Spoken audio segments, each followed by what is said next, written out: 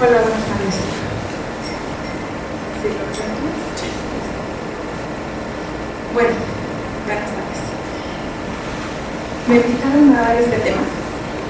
Es un tema que antes para mí era como un poco de ciencia ficción, pero ya tengo unos años que, ya unos 10 años que me enteré de su existencia. Es muy específico para algunas especialidades, los otorrinos y los audiólogos, y es un tema súper interesante porque es casi como ciencia ficción, ¿no? Como que es como a nosotros a veces nos dicen tengo alucinaciones y no concuerda con lo que vemos y estamos así, ¿será? ¿No será? ¿No será? ¿No será? No es sencillo a veces corroborar algunos temas. A lo mejor el acúfeno un poquito más, pero las alucinaciones a veces son muy complejas, ¿no? De corroborar, tiene que haber una congruencia en la actitud, en la forma de actuar, en cómo se habla para poder diagnosticar una alucinación nosotros como psiquiatras. Entonces, cuando estuve viendo esto, creo que se me disparó mi propio acúfeno, y soy parte de la estadística, pero pues aquí estamos. Bueno, me invitaron a dar temas emocionales. Al principio voy a dar algunos artículos, nada más mencionar, algunos me voy a alargar un poquito, pero realmente no.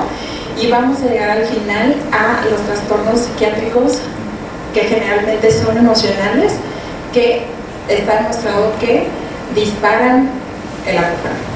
Ajá, pero primero como un marco teórico y después todas las alteraciones psiquiátricas, pero como es un poco largo y las alteraciones psiquiátricas requieren un tema casi específico para cada tema, entonces va a ser nada más como para que se den una idea, porque aquí no hay psiquiatras, entonces a veces la psiquiatría es como algo muy raro para los médicos, ¿no? Y a veces intentamos acercarnos con los demás médicos, pero siempre hay como esta separación, y desde un tiempo para acá estamos luchando continuamente por ser parte del gremio médico bien establecido, sabiendo que la psiquiatría pues, tiene bases científicas y es una especialidad médica muy clara, pero pues antes obviamente era algo totalmente freudiano y cosas muy raras que hablaban los psiquiatras. Entonces, desde que tiene al menos 30 años que la psiquiatría ya se enfocó más a la biología, a los aspectos cerebrales, entonces estamos aquí. Entonces, vamos a hablar al respecto.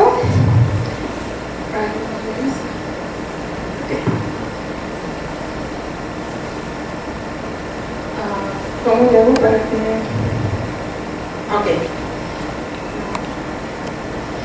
Esto, si ustedes son audiólogos, ajá, con el teclado, sí, aquí, sí, pero no, sí. Ok, entonces, temas muy rápidos, porque ustedes ya lo saben, nada más porque sabemos que hay que introducirlo. Definición.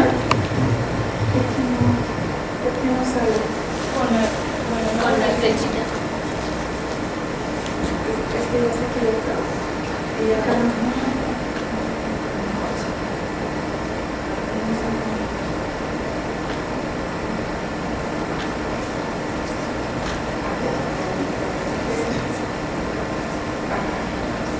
Y nada más es eso. Sí, sí. Ok, bueno, eso ustedes ya lo saben, pero nada más lo quiero hacer. ¿Sí? Acúfenos, tinnitus es una percepción, es más o menos, o sea, hay otras, pero en términos generales es lo mismo, percepción subjetiva de un ruido continuo en los oídos o en la cabeza con ausencia de un sonido externo. Sí, esto ya se tiene desde 1980. ¿Esto está usando? ¿Qué es un micrófono? Ok. Bueno. Tinnitus, acúfeno, zumbido, prácticamente lo mismo, es un mismo técnico que expresa tintineo, sonido agudo y claro de los metales. Acúfeno es una palabra formada de raíces griegas que se encuadra en la terminología médica recientemente en italiano. desde 1941. El zumbido como tal viene de la onomatopeya zum, sonido sordo que hace un golpe o una flecha.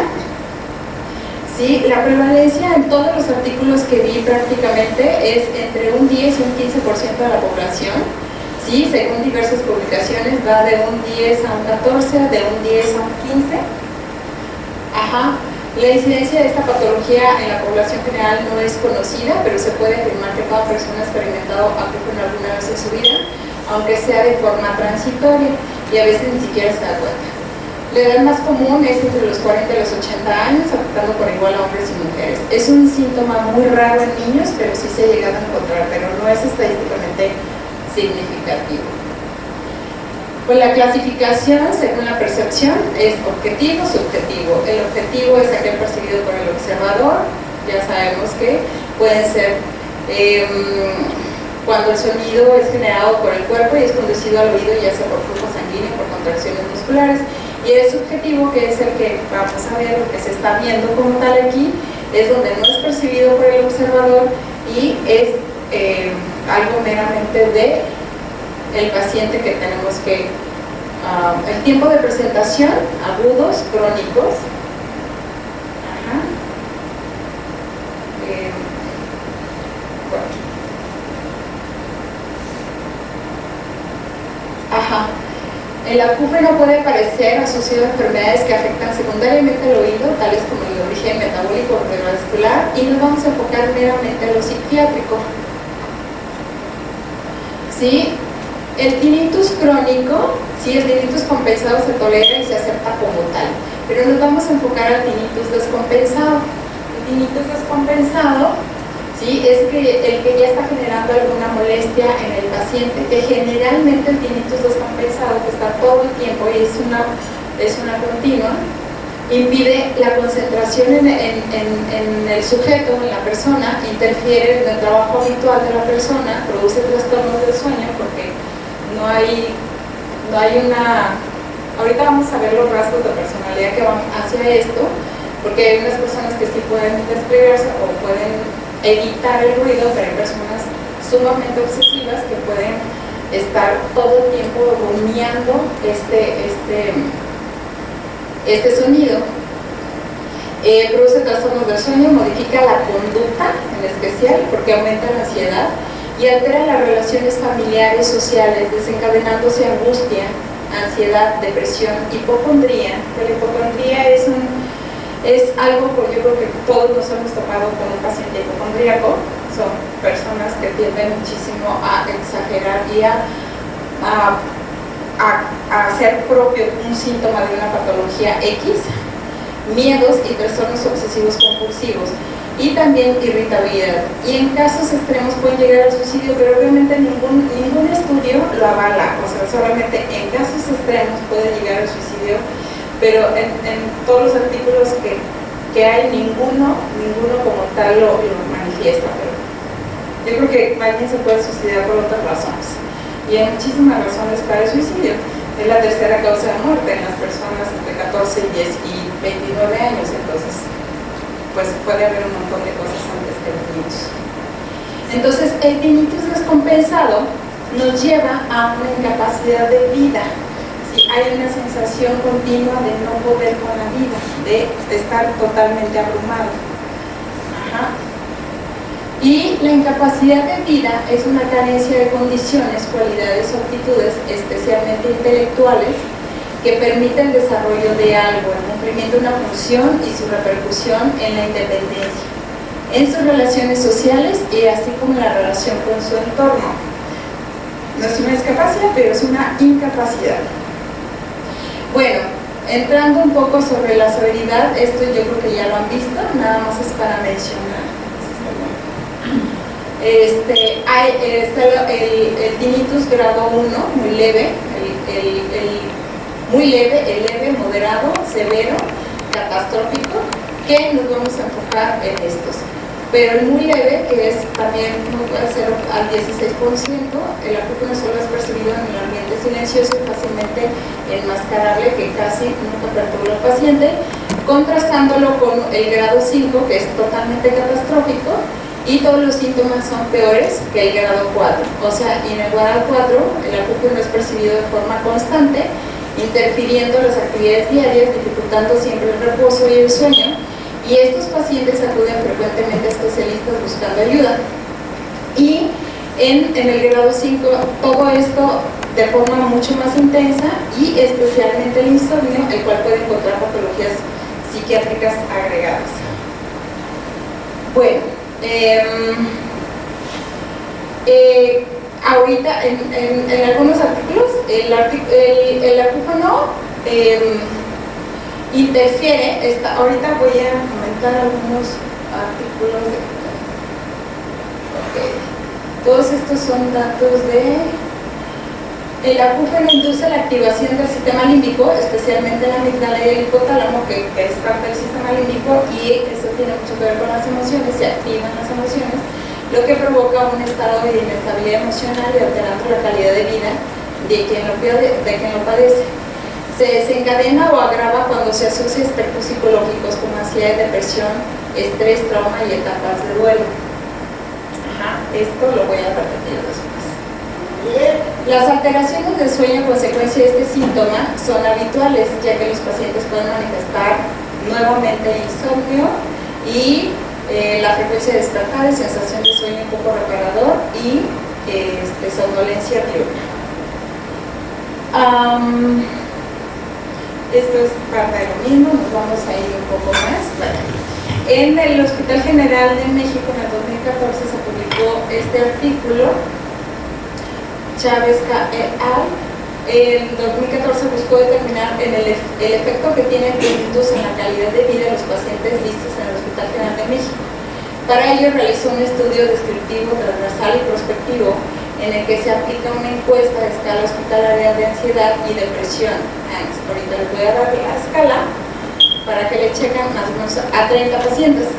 En los mayores de 66 años de edad, el 13.3% se dio una mayor repercusión en su vida diaria, mientras que en los menores de 35 no hubo efecto.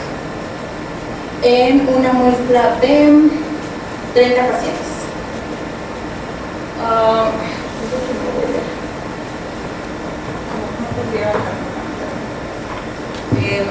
En el 2015, RAI investigaron la calidad de vida, ¿sí? Calidad de vida y la angustia psicológica en pacientes con tinnitus crónico, quienes presentan diferentes niveles de aceptación.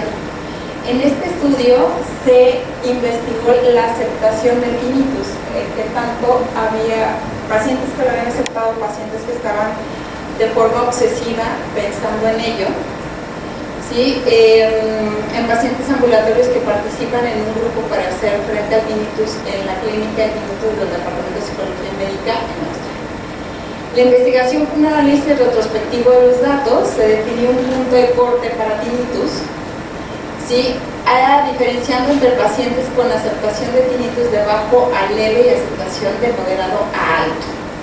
Entonces se hizo una comparación y en aquellos con niveles más altos de aceptación reportaron una calidad de vida significativamente más alta y menor trastorno psiquiátrico, psicológico. Se concluye que su aceptación juega un papel importante para los pacientes con tinnitus crónico y el aumento de los niveles de aceptación se relaciona con una mejor calidad de vida y angustia psicológica. Estos son algunos artículos sobre esto. Ahorita vamos a llegar a lo psiquiátrico. ¿Sí? Todos están relacionados con lo mismo. Todos estos estudios dicen más o menos lo mismo.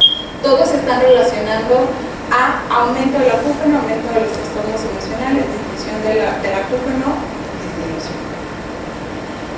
Y obviamente entre ellos se produce un círculo vicioso en el que estas emociones incrementan el acúfeno y este es responsable de mayor alteración emocional.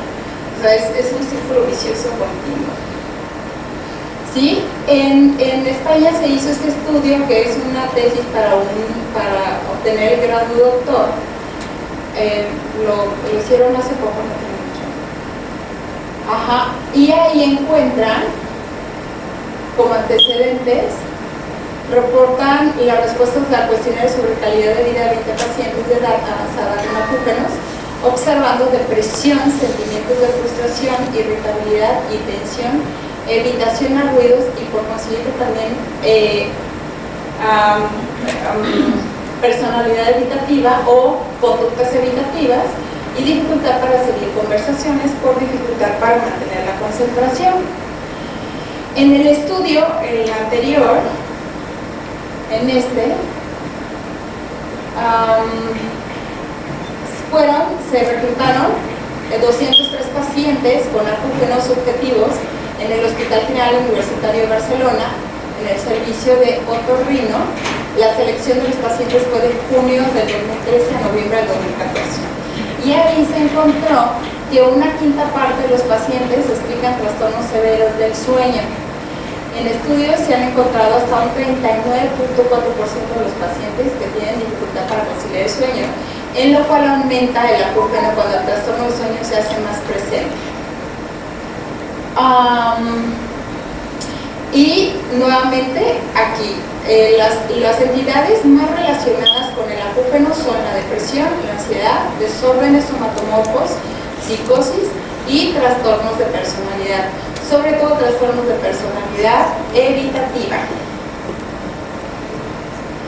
El 29% de los pacientes de este estudio, ya anunciado antes, de la muestra de 203 pacientes presentan síntomas compatibles también con ansiedad, 1.97%, con depresión y un 41.87%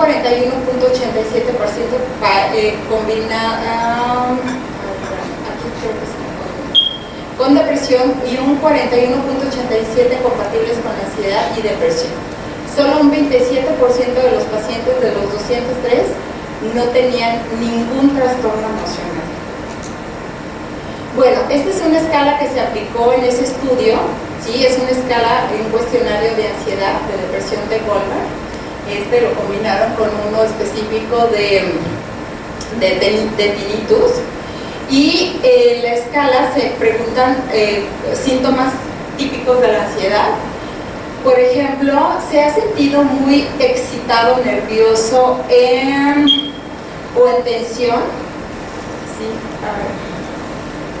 ¿ha estado muy preocupado por algo? Todos estos son síntomas de un trastorno de ansiedad. Ahorita les voy a explicar cómo.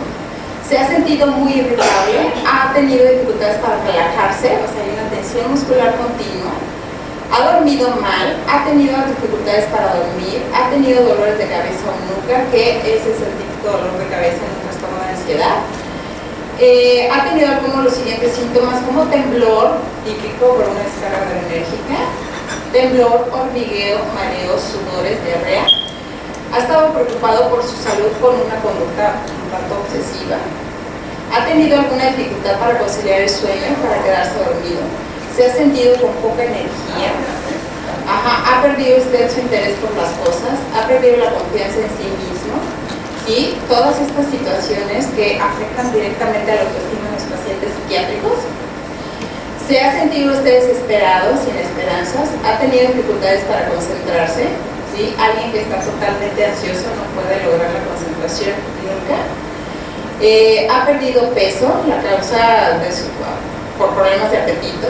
Se ha estado despertando demasiado temprano o tiene dificultad para dormir. Se ha sentido usted enlentecido. ¿Cree usted que ha tenido tendencia a encontrarse peor por las mañanas? Esa es una encuesta, la encuesta de cuestionario de ansiedad de depresión de Goldberg. Bueno, el estudio también ahí, como antecedentes teóricos, el estudio llevado por Canes en el 2010 demostró la relación entre acúfenos, el estado de ansiedad general y el trastorno depresivo. Los trastornos psicoemocionales empeoraban si existía una situación de estrés en las primeras etapas del acúfeno. Y estaba leyendo en algunos de estos artículos también que en ocasiones las personas debutan con acúfenos cuando viene un trastorno emocional importante o un trauma emocional importante.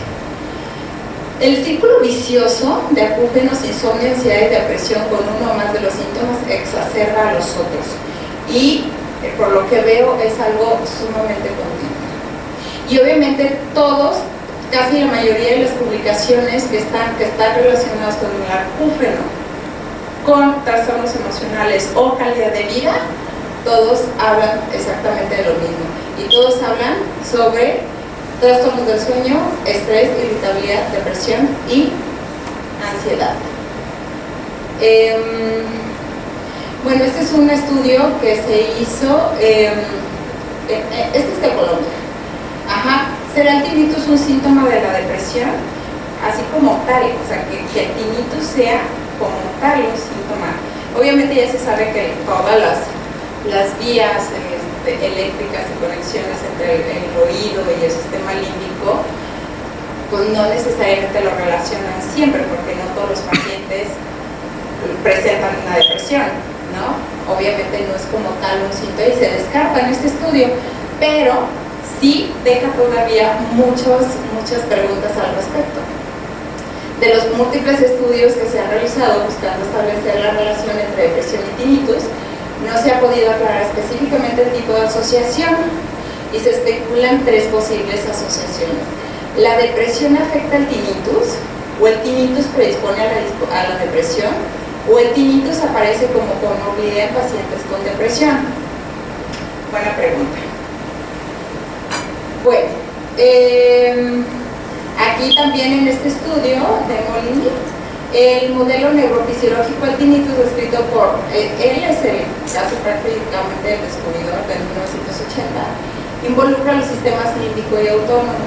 Cuando la percepción del tinnitus está asociada con el refuerzo negativo como las emociones fuertes y experiencias traumáticas, el sistema límbico se activa. La depresión puede estar asociada con un aumento de la dificultad para adaptarse a los compromisos que ocasiona una enfermedad crónica. Hay personalidades, importante mencionar que hay personalidades con una dificultad importante en la adaptación. Estas personas tienden a ser sumamente ansiosas. Nosotros podríamos pensar que todas las personas tienen la misma capacidad adaptativa, o nosotros podríamos pensar que todas las personas deberían de actuar como nosotros queremos que actúen. Cuando cuando alguien va a una consulta médica, evidentemente, se le dice qué tal, qué tiene que hacer, cómo lo tiene que hacer, y sin esta empatía en ocasiones para ver si esta persona puede estar escuchando ese mensaje, porque no sé si ustedes se han dado cuenta que en su consulta médica están dando una información, están dando a lo mejor la explicación y dándole un poquito más de auge lo que le está pasando, y la persona simplemente te das cuenta que no te está escuchando, que tiene una mirada transparente y que no te puede escuchar, ¿no? Hay personas que tienen mucha dificultad para la adaptación a cosas nuevas, ¿sí? Al grado de que ante un cambio de domicilio, un cambio de escuela, un cambio de trabajo, tienen muchas dificultades para levantarse y reiniciar. Es muy sencillo poder decir, pues reinicia, no pasa nada. Hay muchísima gente que reinicia de cero continuamente porque la vida continuamente te pone trabas y te genera, pues te quita todo lo que tienes en algún momento, pues todo el tiempo hay sorpresas, ¿no? Puedes tener un tiempo largo de comodidad y de confort, pero en ocasiones se le ocurre que te va a pasar algo, ¿no? Entonces hay personas que tienen una susceptibilidad en especial para la depresión, ¿sí? O que tienen una dificultad o poca flexibilidad a nivel de los mecanismos de defensa psicológicos, que tienen prácticamente una incapacidad para aceptar algo nuevo, ¿no? Lo vemos por ejemplo con personas con cáncer, ¿sí? Hay personas, y eso ya está totalmente demostrado, una persona con cáncer, la depresión es la determinante, se cura, depende de qué tipo de cáncer, se cura o se muere rapidísimo, porque la depresión tiene muchísimo que ver ahí con una incapacidad para poder ser flexibles a nivel de pensamiento. Hay pensamientos rígidos, entonces es una necesidad interna total de ser como estaba antes. O sea, te lo estoy exigiendo, te estoy pidiendo que me dejes como estaba antes, ¿no? No sé si han topado con pacientes de esa manera, y es que quiero estar como estaba antes, no aceptan ni siquiera un dedito chueco de nada, o sea, quiero lo que estaba antes. Y obviamente tiene mucho que ver con la personalidad, que ahorita vamos a hablar al respecto, pero esto tiene mucho que ver a nivel de pensamiento, pensamientos totalmente rígidos, inflexibles, sobrevalorados, que las personas son incapaces de enjuiciar como tal. Entonces, en todo esto se va, porque en la depresión, como puede estar asociada a un aumento en la dificultad de adaptarse, el gran problema es esto, la adaptación. Y de hecho en un tiempo se pensaba o se creía que la inteligencia como tal, la inteligencia ahorita ha variado muchísimo en los tipos de inteligencia que hay, pero hace un tiempo pues nada más se creía que la inteligencia era la inteligencia intelectual, matemática, escolar, intelectual, de aprender cosas, ¿no? Y obviamente ahorita se ha visto muchísimo que hay una diversidad de inteligencias y pero queremos, incluso es parte del sistema que quiere también no ser flexible con los niños, ¿no? Yo lo veo todos los días, por ejemplo, es rigidez, tienes que ser bueno en matemáticas, si no me interesa que seas bueno para la guitarra, te voy a quitar la guitarra si no sacas una buena nota en matemáticas, ¿no? Sin pensar que todos tenemos unas habilidades distintas y que todos somos buenos para algo, pero no todos somos buenos para todos. Pero también el sistema y la forma en que nos están educando como sociedad y la forma en que nos están educando como en la familia, con una idea de que ser doctor es lo máximo, que ser ingeniero es lo máximo, tienes que seguir eso. Y hay una inflexibilidad y aprende el niño a ser totalmente inflexible. Y son personas que tienden a crecer con esta idea y es lo que es, ¿no? Sin tener, pues, tomar un poco de lo, pues, que la vida es totalmente cambiante y nos da, y a veces hay que hacer limonadas con los limones que nos dan, ¿no? Y esta es la palabra como tal, y con una incapacidad total para adaptarse a una enfermedad crónica. Y sobre todo porque cuando van con el otorrino, que van con el audiólogo, les dicen, ¿qué creen? De verdad, es prácticamente que realmente se le baja, o sea, puede bajar el tinnitus o puede bajar el acúfenos, pero no se quita realmente. Estás aumentando en el estrés y regresa, ¿no? Se pueden usar algunos fármacos. Por ejemplo, estaba viendo que se da diazepam, yo preferiría que no dieran diazepam porque de verdad es un problema el diazepam. Quitarlo para nosotros, luego a veces se da mucho diazepam y luego se van con el psiquiatra porque ya son adictos y pues es muy complicado quitar el diazepam o quitar el ribotril o quitar medicamentos relajantes, ¿no? Y hay otros medicamentos relajantes mucho más efectivos, pero y sin tanto riesgo. Pero así está el asunto en la cuestión de esta persistencia de quiero estar y quiero no tener. Bueno,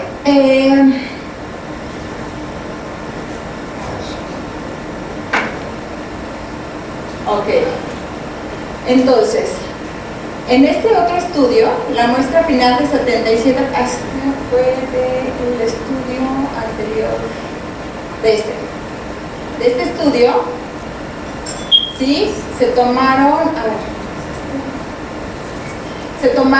77 pacientes, de los cuales 39, el 50.6% fueron mujeres y el 38% fueron hombres, el 49% fueron hombres con una edad promedio de 58 años. Del total de la muestra se evidenció relación entre tinnitus y trastornos de ansiedad y depresión en el 80.5% de los pacientes incluidos en el estudio con una N de 62. Se puede observar mayor frecuencia de trastornos de ansiedad y depresión en los pacientes que son clasificados como grado 4 de severidad de tinnitus, según esta escala, ahorita se la voy a presentar, seguramente ustedes ya la conocen, según el THI, y se encontraron 26 sujetos, 41.9% respecto a los clasificados como grado 1, donde se halla la menor cantidad de pacientes con trastorno de ansiedad y depresión. Ningún paciente en este estudio anterior se clasificó con el tinnitus grado 5, ninguno tuvo una normal. Ahorita lo voy a mostrar. Esta es la escala de ansiedad, de depresión, aplicado en el estudio anterior, si es una escala de tinnitus, de hospital, es una escala de ansiedad y depresión hospitalaria. Y este cuestionario ha sido diseñado para ayudarnos a saber cómo se siente usted. A ver, estas son las preguntas también que analizan la ansiedad, que son, estas son las de la continuación. Ajá, me siento alegre, nunca.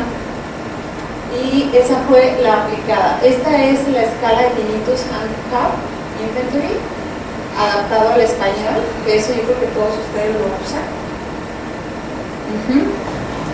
Bueno, el hallazgo más importante de este estudio fueron identificación de la relación entre la presencia de trastornos de ansiedad y depresión en pacientes con tinnitus. Hay una frecuencia más elevada de trastornos de ansiedad y depresión en pacientes que tienen mayor severidad de tinnitus. O sea, prácticamente es lo mismo, ¿no? Esta es otra escala que se utiliza mucho en algunos estudios. Este es otro estudio, que se hizo en Italia, el tinnitus, la experiencia clínica de la conexión entre trastornos psicosomáticos. Y aquí se encontró que lo que más presentaban las personas que tenían tinnitus psiquiátricamente o emocionalmente eran las siguientes. ¿Sí? Somatización, ¿sí? Los trastornos de somatización, trastorno obsesivo compulsivo, sensibilidad importante, depresión, ansiedad, hostilidad o irritabilidad, que lo ponen hostilidad, fobia social, que es importante, fobia social, incluso un poquito más arriba que el trastorno de ansiedad generalizada, la ideación paranoide y la psicosis como tal. Bueno, y vamos a llegar un poco más ya a los trastornos psiquiátricos, que esto lo vi esto lo saqué también del libro de Kaplan, es un básico para psiquiatría, y como no sé cuánto tiempo llevamos, ya creo que no me queda mucho tiempo, quiero que se den una idea más o menos de los síntomas claves de los trastornos más comunes que se han encontrado en los estudios, ¿sí? Para que los podamos detectar y derivar, porque como ya se vio, entre más bajo esté el estrés, menos molestia causa el tinnitus. Entonces, la somatización es uno de los causas, porque la somatización también causa ansiedad. Entonces la somatización, la prevalencia de síntomas somáticos es del 4% al 6% en la población en una consulta de medicina general o urgencias. O sea, hasta el 6% de todos los pacientes que ustedes ven en urgencias tienen un trastorno psicosomático. Realmente no tienen físicamente nada, pero a nivel emocional están tronados, con una estructura totalmente tronada a nivel de personalidad. Pero puede llegar hasta un 15% en las consultas médicas en urgencias o en las consultas de hospitales generales. ¿Sí? La clasificación de los trastornos somatomorfos en la CIE-10 y en el DSM-5, el DSM-5 ahorita está totalmente, es más, o sea, ya no lo usamos tanto para las clínicas, sino para investigación. Ahorita el DSM-5 como que sí varió muchísimo, entonces se utiliza mucho para investigación, para nada más, pero clínicamente no aplica mucho. Entonces nosotros seguimos con el CIE-10 y seguimos pues, con toda la clínica que lleva y la psicodinamia y todo lo que nos lleva a entender al paciente para poderlo sacar más rápido. Los tratamientos psiquiátricos no nada más se tratan con fármacos, de hecho la mayoría o intentamos lo menos que se pueda dar fármacos, ¿no? Siempre y cuando te puedas poner a pensar y evaluar al paciente de forma psicodinámica qué es lo que lleva a ese paciente a tener ese trastorno, ¿no? ¿Qué es lo que lleva a un paciente a simular? ¿Qué es lo que lleva a un paciente a tener un trastorno ficticio? ¿Qué es lo que lleva a un paciente a ser hipocondríaco? ¿Qué ganancias secundarias tiene? ¿No? Y ahí es donde te tienes que meter, y entre menos fármacos, pues mejor, ¿no? Entonces, en los síntomas somáticos del trastorno del DSM, Están los trastornos de síntomas somáticos, trastorno de ansiedad por enfermedad. Este es muy común, o sea, todas las personas que llevan o que tienen un diagnóstico como tal. Hay muchísimas personas que no van a tratamiento o no van con el médico por el terror que les da el que les den una mala noticia, y saben perfectamente que tienen algo y no pueden ir. O sea, hay una fobia específica como tal y les cuesta muchísimo trabajo ir. Y ellos saben, ¿no? Pero hay muchísima gente que no se trata, ¿no? Yo lo veo, por ejemplo, en mi consulta. Yo veo, no sé, el 60% de mis pacientes son niños y el 40% son adultos. Y en los niños, por ejemplo, veo a la mamá, que siempre va la mamá, y el papá, al preguntarle qué pasa con el papá puede tener un montón de cosas, desde ansiedad, problemas de estrés, del trabajo, X, y nunca va a ir a atenderse. Y hay personas que saben que tienen un problema, un cáncer, o están bajando de peso de forma desproporcionada, una diabetes, y no se atienden. Entonces se nos están escapando muchísima gente por miedo, y no es por otra cosa, es meramente por miedo. Factores psicológicos que influyen en otras afectaciones médicas, trastorno de conversión. ¿Ustedes sabían qué es un trastorno de conversión? Trastorno de conversión es una manifestación física de una situación mental, para que nos veamos, ¿sí?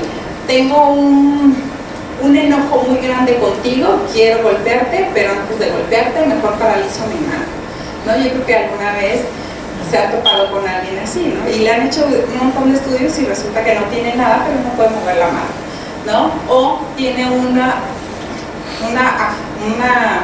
dificultad para hablar, o afasia, y simplemente es que no tienes nada, no puedo hablar, y no puedo hablar.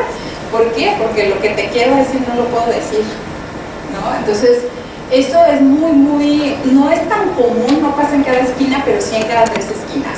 Entonces, es importante considerarlo, porque las cuestiones psicodinámicas familiares influyen mucho en la exacerbación o en la presentación de un síntoma. ¿Sí? Los trastornos de síntomas somáticos, trastornos relacionados específicos y no específicos. Estos son como la clasificación de los trastornos. Bueno, vamos a ir otro que también sale muy comúnmente en todos los estudios pasados, el trastorno obsesivo compulsivo, prevalencia a lo largo de la vida en población general del 2 al 3%. Prácticamente todos los estudios nos dicen que el 3% de la población tiene trastorno obsesivo compulsivo, de leve a severo. No todos son incapacitantes, pero sí hay de leves a severo. Hay personas que tienen trastorno obsesivo compulsivo que esto trabaja. Y afortunadamente pues son los que nos ayudan a veces a sacar algún trabajo escolar, porque todo lo quieren tener bajo control, ¿no? Y ellos, los síntomas más importantes que tienen es que tienen ideas obsesivas. Una persona que tiene una idea obsesiva, que tiene rasgos de un trastorno obsesivo compulsivo, es una idea incisiva, automatizada, tonta, pero ellos saben que es irracional, pero no pueden dejar de pensar. Entonces, cuando le toca un trastorno obsesivo compulsivo a una persona que tiene tinnitus, es tremendo. O sea, y te va a estar acosando, te va a buscar, va a estar ahí, me lo quiero quitar, porque no pueden parar de pensar. O sea, es obsesivo, es como cuando se te mete una canción que te cae gorda y está ahí en tu cabeza todo el tiempo, pero tú sabes que te puede durar un día, ¿no? Pero ellos no es un día, es todo el tiempo. Todo el tiempo. Yo creo que todos hemos tenido en algún momento una idea obsesiva, porque todo medio llega ahí, pero no se vuelve el trastorno.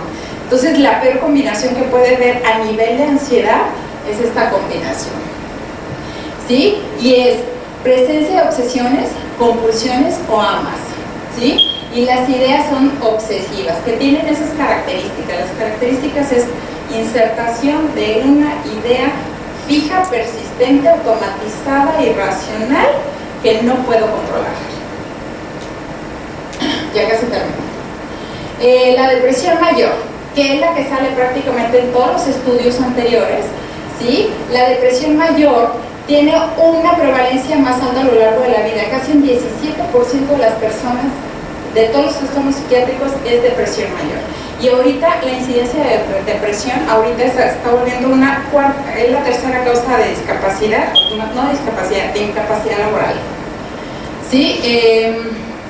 Y obviamente pues va desde la tristeza hasta ideas suicidas. No precisamente por el tinnitus, sino por la depresión.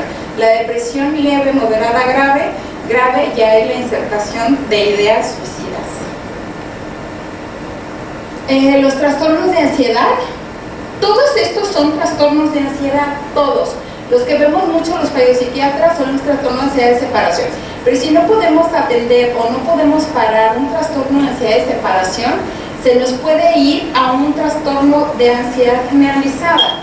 ¿Sí? Hay muchísimos niños que no son atendidos por su ansiedad de separación y se nos van a trastornos de ansiedad generalizada. Es importantísimo truncar el síntoma desde aquí, ¿sí? Porque y luego ya empiezan pues, el mutismo selectivo, seguramente ya saben qué es, la fobia específica, sobre todo la fobia social. ¿Sí? Todos yo creo que han conocido a alguien que es incapaz de opinar en un grupo, es incapaz de dar una plática enfrente de alguien, le tiembla la voz, quiere salir corriendo. Es un martirio. ¿Sí? Y el más común es el trastorno de ansiedad generalizada. Ajá. Los trastornos de ansiedad generalizada son uno de los trastornos psiquiátricos más comunes de la población general y cada vez está en aumento, es impresionante. Este ritmo de vida que llevamos nos está generando un aumento de crisis de pánico y de ansiedad generalizada. Las fobias específicas y la prevalencia global se sitúa entre un 10 y el 11.3% de todos los trastornos de ansiedad. Bueno, este es otro cuadrito también, nuevamente. Los más frecuentes son somatización, trastorno obsesivo compulsivo, sensibilidad, hipersensibilidad o sensibilidad, depresión, ansiedad, hostilidad, fobia social, ideación paranoide y psicosis. Ok.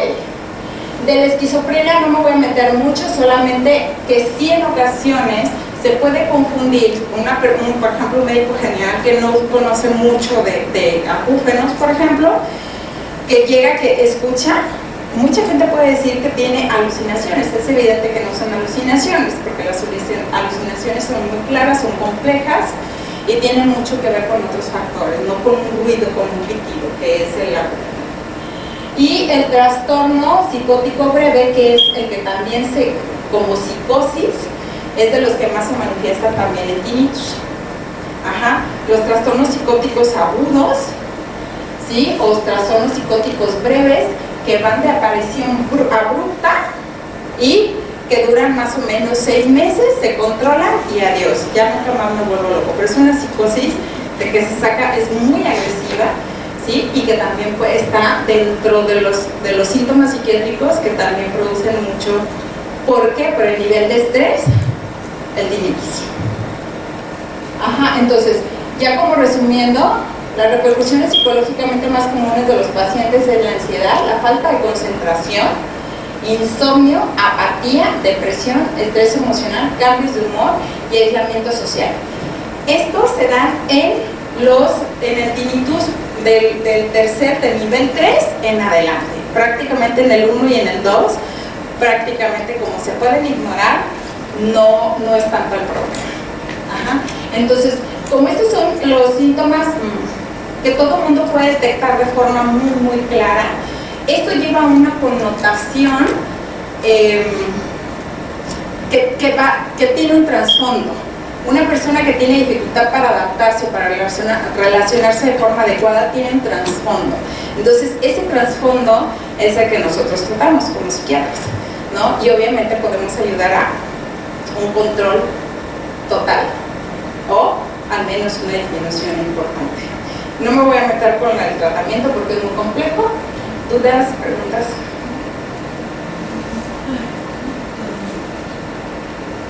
Por ejemplo, yo en clínica, en el consultorio, ¿cómo me puedo dar cuenta que un paciente tiene un trastorno psicótico? Un trastorno psicótico. Práctica. Si es esquizofrenia, se ve inmediatamente. ¿Pero qué le veo? La actitud. Son personas muy agitadas, llegan agitadas. hilo del pensamiento, el pensamiento tiene dos cosas que hay que evaluar muy claras. Una es el curso del pensamiento. Cuando tú le haces una pregunta a alguien y te contesta de forma coherente y congruente con lo que tú le preguntaste. Si empieza con para respuesta quiere decir tú le preguntas algo a alguien y te contesta un montón de cosas o cambia continuamente de tema, pero totalmente fuera de contexto. Eso habla de que hay una alteración del pensamiento.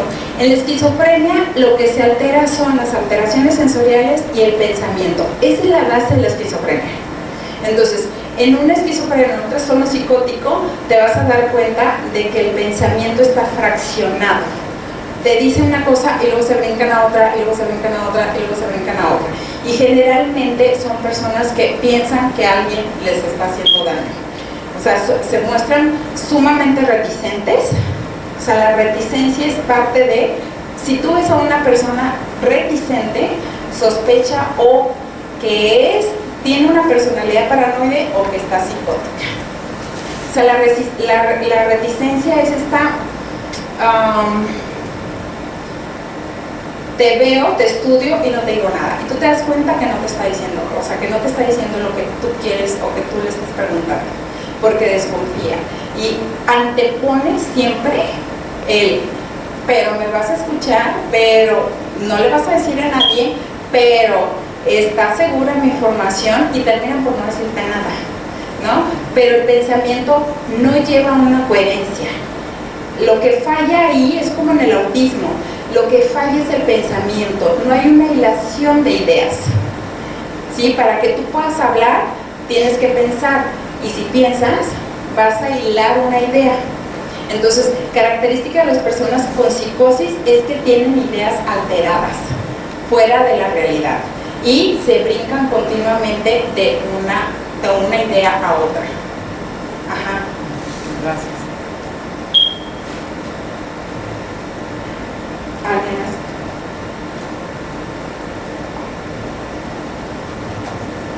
La esquizofrenia es una enfermedad mental fascinante, de verdad es algo realmente fascinante. Me encanta. Gracias. Sí. Muchas gracias.